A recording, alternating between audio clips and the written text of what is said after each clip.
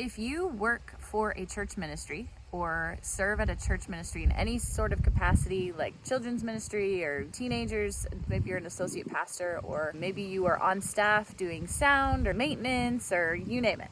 If you are serving a ministry and you are under someone else's authority, do not despise where you're at. You are in training. When I was 18, I got connected with a church ministry and ended up being there for 12 years. And looking back now, I kind of wish somebody would have just sat me down and been like, Nancy, you're going to be in training for a while. Just plant yourself, learn, grow, do all you can to just get trained, because you're just going to be in this position for a long, long time. When I look back now, it was training, it was equipping, it was learning. And let me tell you guys, there's nothing wrong with that. There might be people that come to you. I had somebody come to me about year 5 or 6 and ask me why I wasn't branching off on my own. Like, why don't you start your own ministry? Guys, I was not ready, and God knows when you are. And honestly, it is an honor and a privilege to serve under somebody, to be able to help them. It just is. And you may even be in that position your entire life. I'm not sure. You might be just under somebody your entire life, or be called to serve at a certain ministry for a long, long time. And maybe you'll never be like the lead pastor or the head of an organization or whatever. But that is not something to be looked down on. Your position is incredibly important. It's December. Okay.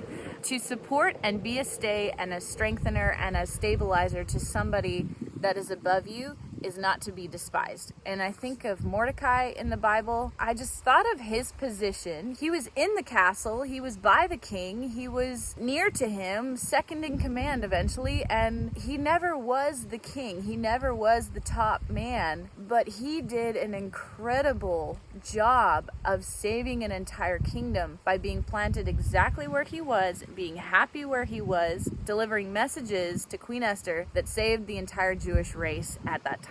So just because you're not the senior pastor, or just because you're not the head of a ministry yet per se, don't despise where you're at. Learn all you can from the people above you. While you're under their protection, while you're under their umbrella, just get equipped. Learn how to back them up and be an assistant to them and serve them, and do it as unto the Lord. You will be blessed in that position where God has called you to. Just don't despise it.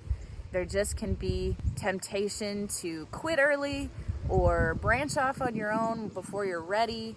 The Lord knows when you're ready. The Lord knows when it's an okay time for you. Just learn honor, learn humility, learn submission and authority, and just don't despise where you are at. Hopefully this helps some of you today. All of this, all of what I said, is because of this. When you are eventually in a place to lead people and to be in a position that is very high up, so to speak, you'll be ready, and you'll have people under you that want to support you. What you do now affects your future. Bless them any way that you can, because that will come back to you when you're in that position, and you want it to come back to you. You want good people under you. You want people that you can trust and that you can rely on. It's a good thing. It's a very good thing. So whether you end up being numero uno or, you know what, number 17, it doesn't matter. You just do it all for the glory of God, and you do it because the Lord has led you there, and you be content, and you work as unto the Lord. It's a good life. Enjoy it.